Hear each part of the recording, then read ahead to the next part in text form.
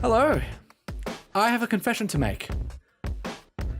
The reason for me let's playing this game, the reason for me playing from beginning to end again was for that final liberation rite. Yeah, choose someone to learn. I'll get to that. Was to free Aurelek. Because I had to know what became of Aurelek if he became free. And so I thought, let's play this at the same time. Now, this is very Fire Emblem style. In fact, this game was inspired, in part, Greg Kazama says, his writing was inspired in part by Fire Emblem.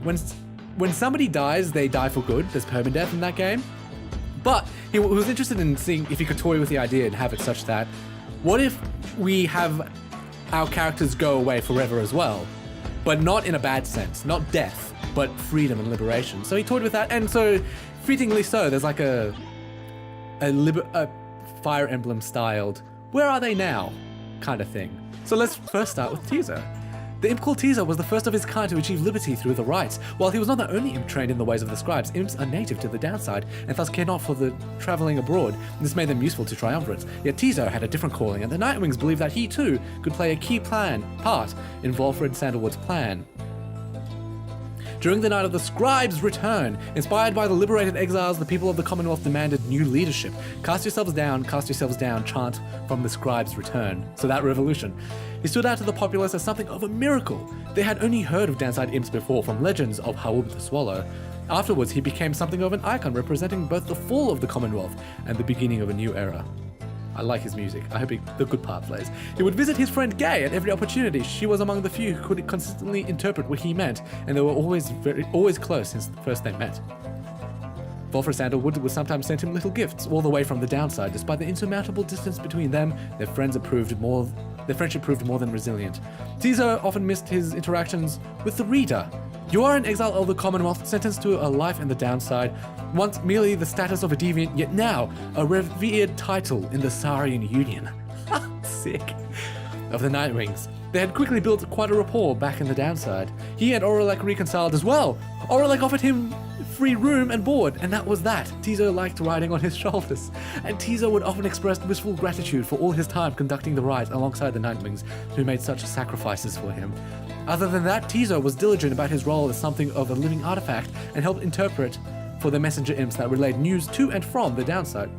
Despite having gained significant celebrity, he never let it get to his head, although he did take full advantage of his access to Saurian Union's fishing industry. Our nation formed in 839 AS, after the fall of the Commonwealth. One day, we all may stand shoulder to shoulder with a common cause, Volfred Sandalwood. That point about the scribes... No, never mind, I forgot what I was going to say. Hedwyn, my man. After his liberation, Hedwyn was instrumental in the events leading to the fall of the Commonwealth and was vital to the outcome of the plan. The peaceful outcome of the Scribes' return was attributed to several key factors. One of them was the underlying ambition of the plan itself.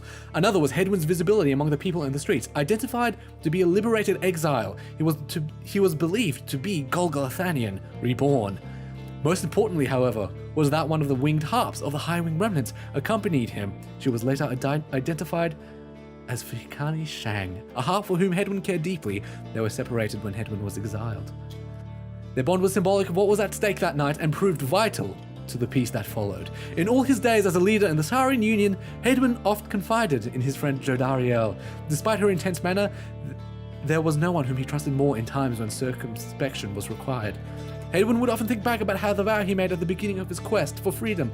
Although he cherished all his friendships he made, he had pledged to Jodariel, Rookie Greentail, and the reader of the Nightwings that they might all be free together again.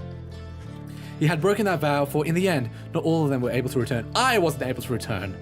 A terrible guilt over this darkened his mood for a time. However, the others whom he still knew lifted his spirits, much like he had often lifted theirs.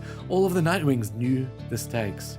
While the others who stood with the Nightwings were not all able to remain in contact with us, Hedwyn thought of each of them often, and so, in turn, did they oft think of him. Gilman. Yeah, let's get to you. The Worm Knight Sir Gilman had elected to go into exile as penance for his failure to uphold his military obligations to the Commonwealth. To him, earning back his freedom was tantamount to erasing the shame of his past. His honor was at stake, more so than anything. Yet, when it came clear to him that he would not go free again through the rites, he readily accepted the outcome, for he knew by then that much more was on the line. He regretted not having a chance to contribute directly to the events that transpired in the Commonwealth, though he was pleased to hear the outcome. The conclusion of the rites and the fall of the Commonwealth made clear to him that his days as a knight had ended. He declared to all those in earshot that he would never fight again.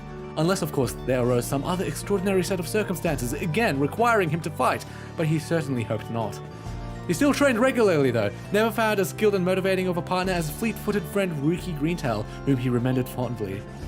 From time to time, he would seek guidance from one of his former comrades, Big Bertrude, much his elder and wellspring of perspective on his life decisions. He was always grateful for the counsel of the reader, who would regale her over and over about the time they squashed the spawn of unfathomed clonies. He wasted no time dwelling on his days under the leadership of Sir Deluge, his former commander. The other Worm Knights stayed well clear of him. Gilman never did return to his homeland of the Sea Dominion, and was content to lead a monastic life on a small residence in the hills. It was just high up enough to make him keep striving to conquer his fear of heights. Other than that, an intense daily training regimen and the occasional visit from an old companion was more than enough to keep him optimistic and engaged. He knew by then that honor was not something to be won, but a contract with oneself to be renewed each day. Yeah. I don't want to do Sandra yet. Check out Dalbert. Yeah, check out Dalbert. As the cycle of the rites drew to a close, it grew evident that a chance at freedom from the downside had forever slipped from Dalbert and Alma Oldheart's grasp. Thus there, the exiles of the Fate returned to Dromure Valley. There they struggled to get by, as exiles of the downside tended to do. Sometime after the rites had ended, the Oldhearts at last heard the news of the Commonwealth had fallen. This was well after the fact, of course, but it brought old Dalbert great joy. Despite his forthright manner, he had no love for the nation that cast him down, along with his son. Dalbert Oldheart passed peacefully in his sleep before the next new moon. In his final days, he implored his son to undertake a pilgrimage to the scribes. Alma never shared his father's view of the scribes, but respected Dalbert's wishes, and so after a period of mourning, Alma began a new journey. Not a day went by that Alma Oldheart didn't think about his father, and give thanks to him, and speak to him at morning and at night. Without the stars yet shone, for surely Dalbert would be there among them, smiling down at his son and watching over him and his kin. Oh, that makes me want to cry. Hey, Lendl. After the final liberation rite, Lendl refused to believe that the rites had truly ended. He would sit through night after consecutive night, staring into the blackness of the sky, awaiting any kind of sign that he might gain another chance at freedom. No such sign ever came. His fellow accusers started to express concern for him. Survival had become their top priority once liberty had slipped from their grasp. But Lendl dismissed them as weak fools. He insisted, rather forcefully, that any evening now the stars would shine for him again and mark the way towards his inevitable freedom. He was, of course, mistaken. The others in this triumvirate were left with little choice but to abandon him. After that, the exile known as Lendl the Liar was never seen again. Just listening to the music. Oh, I shouldn't have hit space. However, there have since been sightings of a bedraggled demon who wanders the downside and bears Lendl's cruel countenance, suggesting yet he lives. Damn it, I wanted to hear the rest of the soundtrack. I want to leave you to last. Gay. The Commonwealth had never provided a sense of home for the one they called Gay the Grey, so she was surprised on return that she was so well treated. She felt uneasy about it, and besides, she knew that she would do her best to fulfill the pledge she made to her friends. Even she could not have expected the impact she would have on the events that followed, which gave rise to our Saurian Union. Despite not fitting the image of any of the 8 scribes, Gay nonetheless stood out alongside the others amid the teeming masses of the night of the scribes' return. She spoke of the scribes with such conviction and sincerity that the crowd was very moved. After the fall of the Commonwealth, there was a renewed interest in the legend of the 8 scribes, and many new interpretations of their histories and teachings. Gay found herself at the center of all this. Her way of speaking continued to compel a growing audience. She swayed many people from their astralist beliefs. Just in case you can't remember, a theocratic sect believing divine authority rests with the stars, they alone dictate the future. We all return as stars, so much the brighter should we live with glory. Soon, the 8th word, a theocratic sect believing that the 8 scribes were more than mortal and their words divine. I don't think I completely agree with that, actually. Surely the book created by the scribes was more than a fable, but a genuine artifact, though perhaps lost to time. which had lost favor with people during the reign of the Commonwealth, sought her out and asked her formally to join, and she did, right away. Among her friends, she always remained close with Tiso, who, more so than anyone, could always make her laugh. She cited her relationship with Jodariel as the single most important in her life. Jodariel always provided her a circumspect perspective and the wisdom of experience. Gale always devoted to her faith, but more so to her friends. Many people in the Saurian Union cited that her gentle manner and unwavering conviction helped them brave the changing times with courage and with grace. Yeah, Ricky. You next. After Ricky Greentail earned back his freedom, he returned to a lavish welcome ceremony in the Commonwealth, as was the tendency for liberated exiles. It was everything he could have hoped for, and soon he was well off, surrounded by luxury, and choosing between various exciting opportunities. However, he must have given in to his better judgment, as he did end up siding with Volfred Sandalwood's revolutionary forces, as he promised. On the night of the scribe's return, Greentail was there with the others, inspiring the masses. He never looked prouder, the very image of Jamua Minimane himself. When dawn finally came and it became clear the Commonwealth that everybody knew would be no more, he realized many new opportunities awaited. He began quite a lucrative career for himself, manufacturing and selling replica merchandise inspired by the downside. His main struggle was to meet demand. An aspect of his conscience cautioned him against making light of such a thing, but the money was too good, and soon his family was all well off, as he always said. One of his orders of business was to seek out one of his old companions, Pamitha Thane, to whom he took a liking during their quest for freedom. They bonded further over love of drink, and supported one another through uncertain times that lay in store. Greentail always did his best to keep in touch with all his many friends, and knew that he owed his fortunes to them. He made a special point of staying close with the group of friends he came to know so well during his time with the Nightwings, wherever they were. They shared a special understanding that put even Greentail at a loss for words sometimes. Sorry, I keep putting my mouse on the bottom right. Not yet, Jody. Let's check out Sir Deluge. All his life, Sir Deluge had fled from one danger, only to find himself facing another. He had escaped the war-torn waters of the Sea Dominion, he had escaped the blood border of the Commonwealth, and now he had escaped the rites. After the rites had ended, many exiles wrapped up in the ancient test were crestfallen as their last chance to return to their homes vanished, along with the stars above. But Deluge did not mind, for his outcome meant that, at last, there was no burden of responsibility weighing down on him. Having heard that Sir Gilman had also remained behind, Deluge made a point of avoiding him at all costs. Nonetheless, they ran into each other once, riding a cold current in the Sea of Souls. The meeting was terse and cordial. Deluge ended up apologizing profusely for mistreating his fellow Worm Knight, and that was the end of it. While most of his fellow exiles of the Pyre Hearts longed for the waters of the Sea Dominion, driven as ever by their impulses towards conflict, Deluge settled down. With him remained one of his companions, one Lady Seagrass, who had taken a liking to him for some reason. Reportedly, they disappeared into the waters of Worm Gulf, which may begin to explain the significant increase in worm population observed in the vicinity. Ew, ew, ew, ew, ew. Yucky, ew. I need to know Udmild's story. After the cycle of the rites had ceased, Witch Udmild returned to the Flagging Hands region, where she sealed herself within the Pit of Melith. There, even her own fellow exiles of the Withdrawn allegedly grew unnerved after a time and left her to her vile work.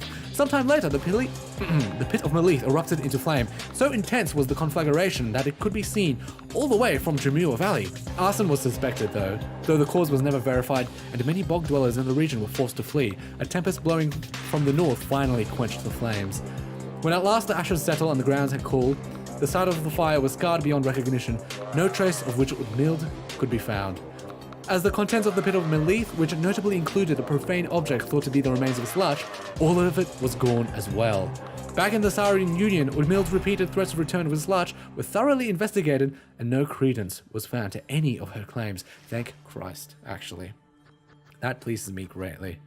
I do not want to listen to you. Barker Ashmore never had much interest in returning to the Commonwealth, for he had always found his bylaws to be stifling. So, when the rites ended, he did not care, at first. He soon grew very bored. The rites had given his life a certain sense of structure he had always needed. He missed the raw anticipation of it all. He decided to continue conducting the rites for the thrill of it. He bent some of the rules and replaced some of the objects, but it was close enough.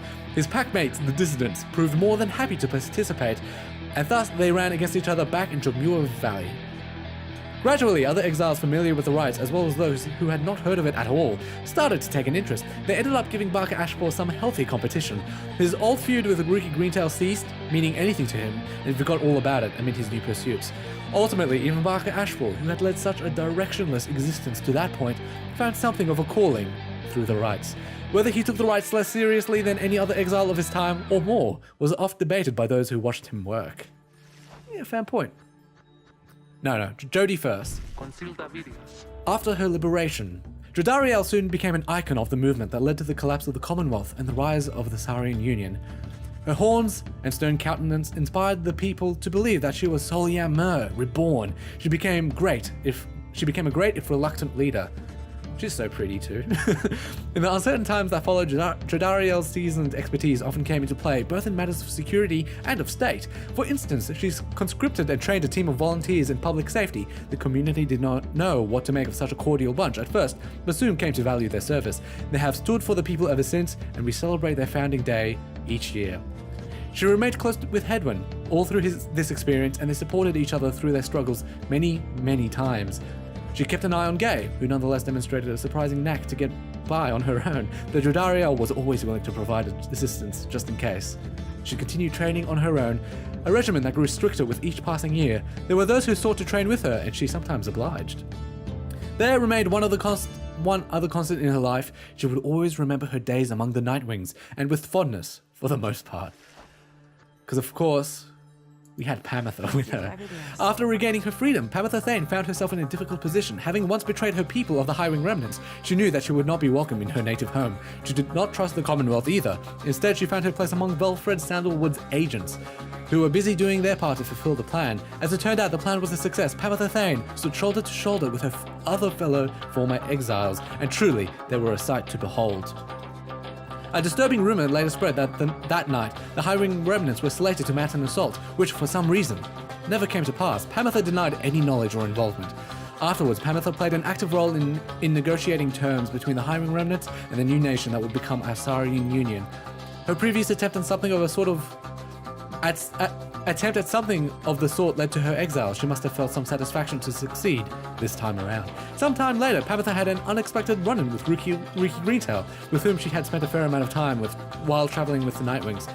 Under these new set of circumstances, it turned out the two had more to talk about and rather more in common. They would often put to the test which one was able to outdrink the other. It is unclear as to which one of them prevailed in that contest in the end. One day, Pamitha received an invitation to return to the Highwing Remnants, where she was to be fully pardoned.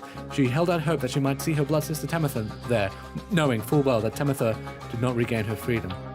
Tamitha did later learn that Pamitha was welcomed back by her people. However, she never responded to her blood sister's attempts to contact her. Pamitha, in turn, did not expect forgiveness from her at any point. Nonetheless, she kept on trying to reach out. She said to ruffle up her feathers just a bit. Later, when asked, Pamitha Thane admitted she felt as though she had no home to call her own. This was during an interview conducted amid an extensive trip abroad, for she had travelled thousands of leagues beyond the bounds of the Saurian Union. Pamitha continued to journey thus, citing that it reminded her of when she was younger and could fly unfettered. Maybe I should have left her behind. Throughout her exile, Tamitha Thane was motivated by a single goal: to return to the Commonwealth and exact vengeance on her ancient enemies.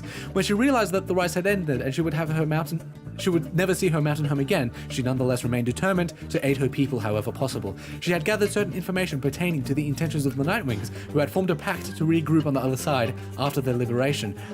Other such reports exposed certain weaknesses in the Commonwealth defenses and revealed to the Highwing Remnants the opportunity for a risky but potentially impactful strike.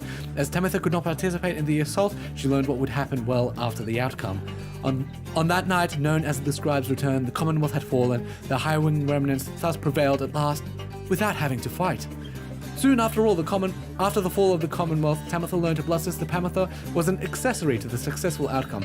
Tamitha was very skeptical of this, but as similar reports kept mounting, she soon accepted the prevailing opinion, however grudgingly. Once a messenger arrived bearing some sort of message, seemingly from Pamitha, however, Tamitha turned it away. She would not give in to an impulse to forgive. Knowing that the conflict on the other side had ended, Tamitha retreated to the crags of Black Basin and grew ever more distant. Those closest to her surmised that her inability to reconcile with her blood sister was at the heart of this, though for her part, Tamitha never once admitted to any such weakness. Ron, what are you doing here? I want to finish with the Nightwings first. Several exiles of the Nightwings cared more for the plan of Sandalwood than to return home from the downside. The crone called Big Bertrude was a prime example. She had found a suitable environment to live within the dismal regions known as Flagging Hands. There she had built up a thriving place of business known to many exiles in the land. With the rites having ended, she returned to her preoccupations, working away almost as though nothing had happened. When one gets to be more than 400 years of age, perhaps then even monumental events such as the culmination of the rites or the collapse of the Commonwealth are seen as trifling matters. Much of her effort was doubtless due to the influence of Sandalwood, someone whom she had admired now for decades. She had made clear that he could not requite her feelings for him, but what could have been a hurtful dismissal led only to a deeper understanding between them. By and large, Bertrude kept focusing on her work, whether casting small enchantments or imbuing talismans. Their work brought her a sense of purpose, she would say. In the Commonwealth, such services were strictly forbidden, but in the downside, there was a real need for simple luxuries, which the competing slug market could not always provide. Thus did Big Bertrude continue to live up to her name, and the tales of her days with the Nightwings made her that much more the living legend. Sweet. Ron. When the cycle of the right seas turning, Volfred Sandalwood turned towards the starless sky and closed his eyes and prayed. It was all that he could do at that stage of his plan. He aspired to assemble with liberated exiles representing each of the 8 largest ethnic groups composing the population of the Commonwealth. They would stand together as a vision of the 8 scribes returned, inspiring the masses to embrace an older set of values from before the Commonwealth had tightened its grip. With the rites ending sooner than expected, this ideal scenario became impossible. Sandalwood's own freedom, for instance, was now forfeit, yet the plan did have contingencies. Fortunately, most of those contingencies did not prove necessary. Word reached him that on the night of the scribe's return, his fellow liberated Nightwings stood together and their voices echoed through the streets. These former exiles who ought to have disappeared into the ranks of the Commonwealth's own leadership now stood united with its people, who poured from their homes in solidarity. It was imperative to Sandalwood that this stand against the Commonwealth be peaceful in its nature. An overwhelming show of popular support would be more than enough. Ensuring this was his priority, and in the end, the result was self-evident. The plan's goal had been achieved. Sandalwood kept busy after that as much as possible, providing counsel from afar to those who would be at the forefront of the birth of the Saurian Union. Of course, being stranded in the downside meant that there was only so much he could do. Resting assured that the future of the nation was in incapable hands, he turned his attention to the remaining exiles of the downside. They might never return to that new nation, but at least they could experience its triumphs and its struggles in some vicarious way. So he took to his old work, writing and printing. As literacy began to spread throughout the Saurian unit, so too did exiles of the downside take to it. For his part, Sandalwood helped to teach as many as he could. More than that, he provided the material to read, a semi-annual report about the latest events both in the Saurian Union and the downside. This periodical gave many exiles something to look forward to. He welcomed the company of the reader of the Nightwings at every opportunity and counted her a trusted friend and a keen editor. He was pleased to hear that his one-time friend Aurelek had once more become a productive part of his society, yet he spoke little of their time together. As Volfred Sandalwood gained more fame throughout this land for all his sacrifices and his contributions, it is said that he remained steadfast about 2 things. The first was that the cause itself ought to remain in focus. The freedom that the people had achieved, it was a gift to be cherished, a set of values that needed to be nurtured. The second point he made was that he himself had little to do with the outcome. He would often praise the exiles of the Nightwings who stood with him, each in turn, by name. He never forgot any of them. One day, to commemorate his birthday, the people of the Saurian Union unveiled a monument depicting him and the Nightwings as imagined in their primes. While Sandalwood did not learn of it until much later, it is said that he was moved to tears then by the gesture. It has since ensured that those of us with memories more fallible than that of Sandalwood likewise remember the achievements of his fellow former exiles and our cause. By the way, the Night of the Scribes, the revolution, it can never fail. It always succeeds in one form or another. The plan is to succeed as peacefully as possible. So even if you don't exile anybody at all, it'll be a very bloody revolution, but a revolution nonetheless. With the rights drawn to a close, the slug market's revenue fell precipitously, and Falcon Ron was forced to liquidate his assets and close up shop. Yet, as is sometimes the case with those of an entrepreneurial leaning, this time of hardship led to an epiphany, or at least a sudden change of fortune. One day, Falcon Ron had a run-in with a messenger imp bearing news from the other side. Ron gave it one of his remaining trinkets, which could not be sold. The following week, the messenger imp returned to him bearing a tidy sum of wealth in newly minted coinage from the Saurian Union. Falcon Ron cut a long-term deal with the messenger imp then and there. Though his trade remained a grey area from a legal standpoint in the Lissarian Union, the newfound fame of the downside caused Falcon Ron's goods to explode in popularity. He later signed an elaborate agreement with Big Bertrude and found a distribution partner on the other side through Rookie Greentail, whose own business had expanded. Especially in the Lissarian Union, Falcon Ron's goods are still known for their superior quality, though he assumes no liability for any side effects. That is sweet to hear. Yeah, let's hear about it.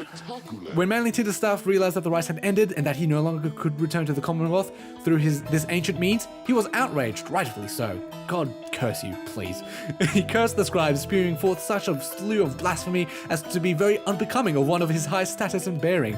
When at last he calmed himself, he focused all his energies on attempting to find another means of homecoming. He maintained regular contact with his wealthy family on the other side via Messenger Imp and used their vast resources to explore other means of escape. He tried using an elaborate pulley system. He attempted to retrofit a flying black wagon with superior propulsion. He tried an imp raft, a hot air balloon, even prayer. Nothing worked. There was only one way to escape the downside, and now it was gone. Tidestaff bankrupted his family in these vain attempts. At last, such was his shame that he retreated to the teeming woods of Black Basin to Cinderroot. There he yet wallows, complaining to his comrades of the chastity, who still put up with him, either about his own misfortune or the latest news from the other side. My voice is becoming a little hoarse. Once it became clear to Ignarius that the rites were drawing to a close, he knew that it was time for him and the Tempers to call it quits. But first, he and the Tempers decided to celebrate, and that they did for many, many nights. The revelry did eventually subside. The exiles parted amicably and went their respective separate ways. He roamed the downside then, searching for some meaning in his life, sometimes taking odd jobs requiring his brute strength. He never remained alone for very long and took on many lovers in his time. However, he sometimes thought about the one he had called Curly Horns and what became of her, Jodariel. Though his glory days as the most powerful conductor of the rites had long since passed, he always enjoyed the fearsome reputation he had cultivated at the time. Fun fact about him, if Jodariel stays, I think those two get married, or something to that effect. Now, you. After the cycle of the rites ceased turning, the records of what happened to the Black Wagon of the Nightwings became inconclusive and contradictory. Some accounts suggest that the exiles of the Nightwings who remained at the downside continued to make use of the Black Wagon as their place of shelter and their means of travel. However, there is no record of what happened to the wagon's contents, such as the Book of Rites or the Beyonder Crystal, said to be haunted by the apparition Sandra the Unseeing. One possibility is that when the lone minstrel took his leave, he took the Beyonder Crystal with him, for he was thus obliged. By this line of reasoning, however, the Black Wagon itself should have been taken also. Others remained skeptical that the Beyonder Crystal ever existed, or rather that the visions that it granted were anything other than the result of an active imagination or a fever dream. The bog dwellers of the southern bogs offer still another explanation, for they are familiar with binding enchantments. If there existed such an object, in which the Sisters of the Arch had been expelled for some more than 800 years, then the enchantment could have expired along with the light of the stars. What this would have meant for Sandra and the Beyonders is difficult to say for certain, other than it may have meant that they were finally released. Nevertheless, the face of Sandra and the Beyonder Crystal remain unknown. Yet those exiles of the Nightwings who claim to have seen this apparition all spoke of her with degrees of reverence or perhaps a little fear. I should have chosen this one last. Can you believe this, reader? Honestly. Sandra has appeared before you, as well as you can see. They are so far from the mark with all this nonsense. I am wont to laugh. In fact, here goes. She laughs. She is referring to the account of her. You sense she does not care for it. Well, let them gossip all they like. I merely wish that they would mention you, at least, in passing, when next they are at it, though they shall never know even the half of it, shall they? Sandra seems irritated by the incomplete account of what happened to her. Reassure her, the account was relatively flattering. Could have been worse. Humor her, make some light of the situation, will make Sandra feel better. Remain silent. She needs time to vent. She values that you listen. Yeah, let's do that. You let Sandra have her moment. Soon the flush of anger passes and she's back to her usual self. It's no matter, I suppose, though they ought to have mentioned you at least, and there is nothing you can say that shall convince me otherwise. Anyway, let us keep going, lovely reader. We know the truth of it. That is what matters. She fades into the Beyonder Crystal for now, and you tuck it away safe.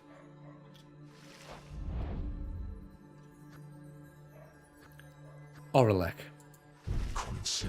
In the aftermath of the final liberation rite, Aurelek at last returned to his nation, one he had not seen in nearly 2 decades. He scarce recognized it. After all, it was in the midst of transformation, a social and cultural upheaval sparked by Volfred Sandalwood's plan. When Aurelek witnessed the people of the Commonwealth standing shoulder to shoulder and chanting together on the night of the scribe's return, he looked on in silence for a time. Then he stepped toward the crowd. A murmur and hush moved through the gathered citizens at the sight of him, for they had never seen someone thus changed by the downside. But then Aurelek raised his voice with theirs, and they all stood united once again. History would know him as the Demon Doctor, a term of endearment that stuck even after his horns started to recede.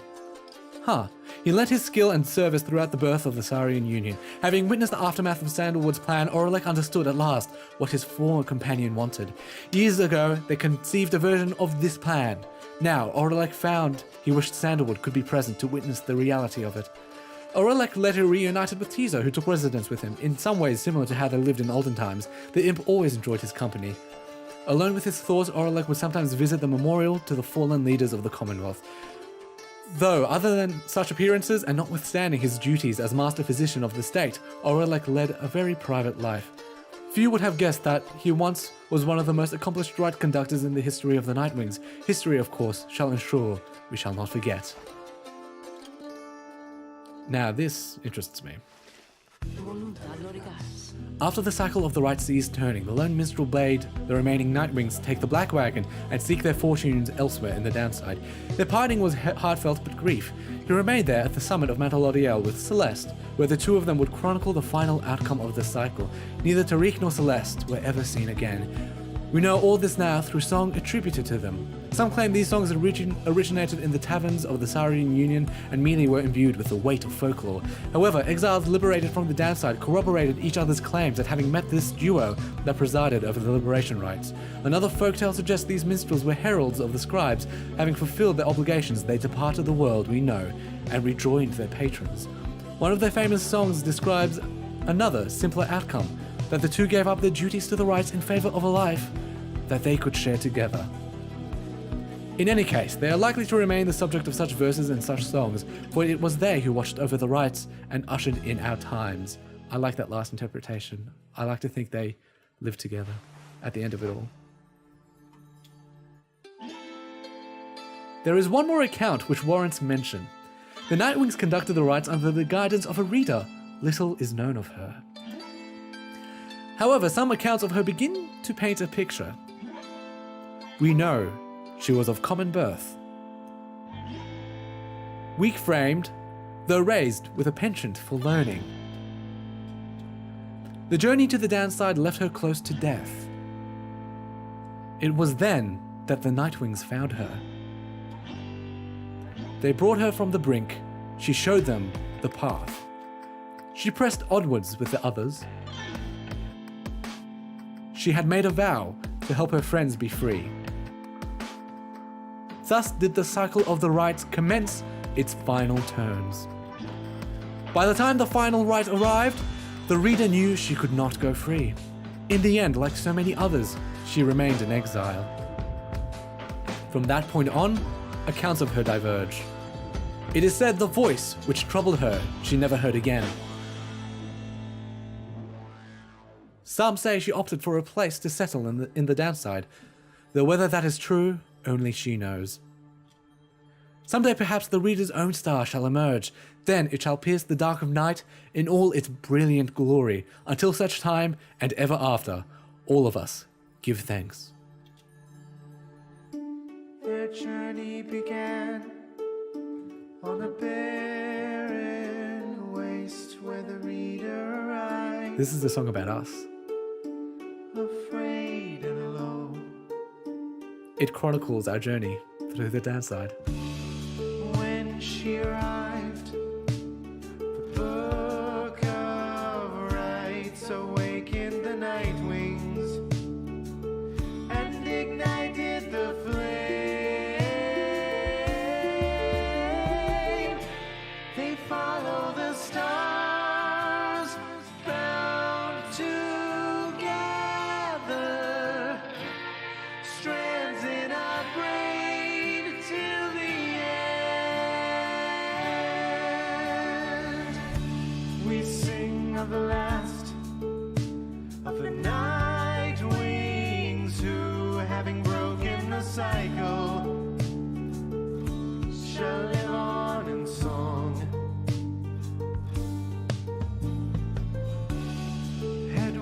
prevailed and strode the path that his heart laid before him.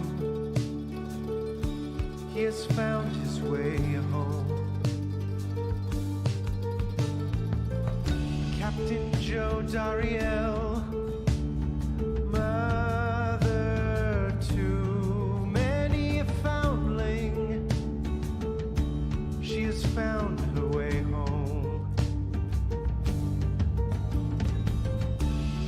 Rookie Greentail has proved his worth and returned to his family by the grace of the scribes.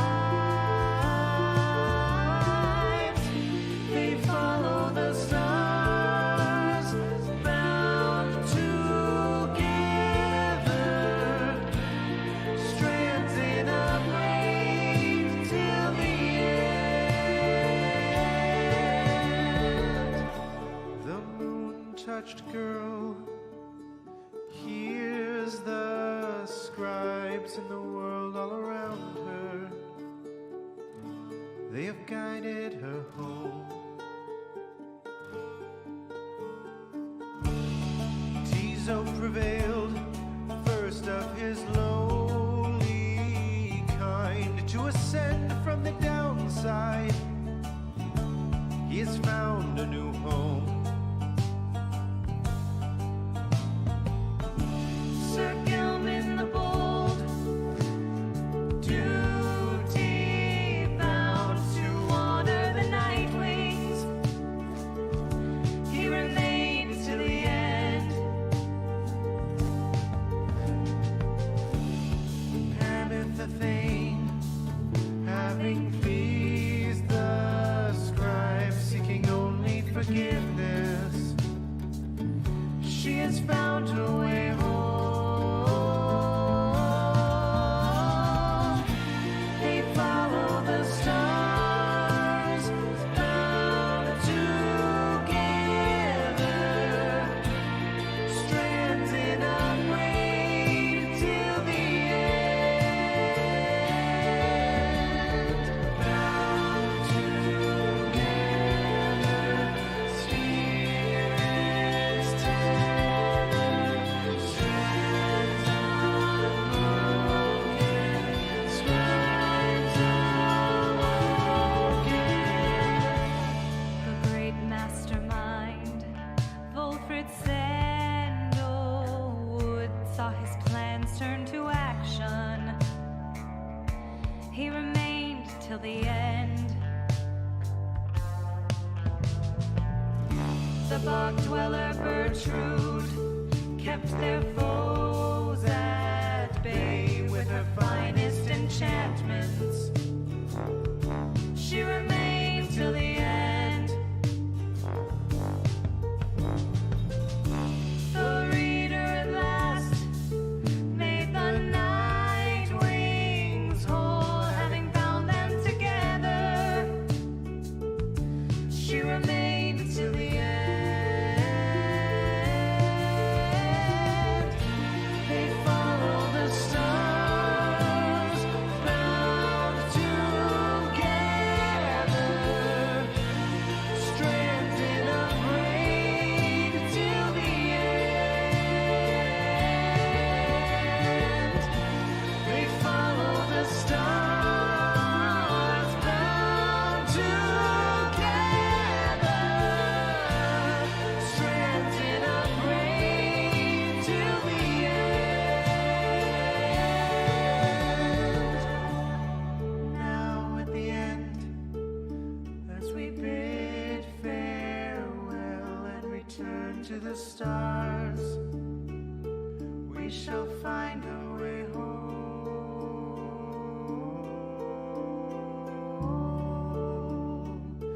We shall find our way home.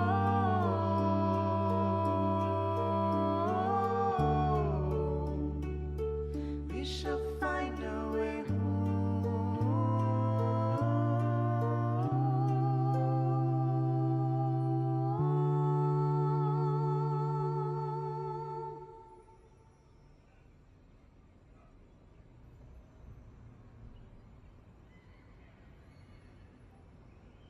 And that concludes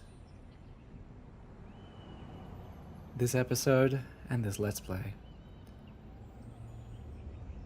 I do have more projects in store, but no more Pyre. If you enjoyed this game, I highly, highly recommend you go out and buy it for yourself and experience it for yourself. There's a lot of story left to be uncovered. And in case you're wondering what this is, let me give you a hint.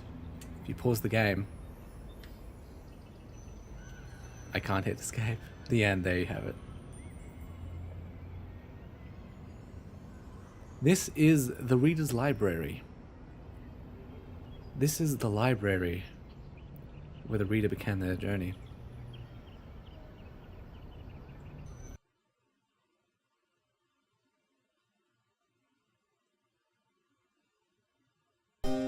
Which you can see here.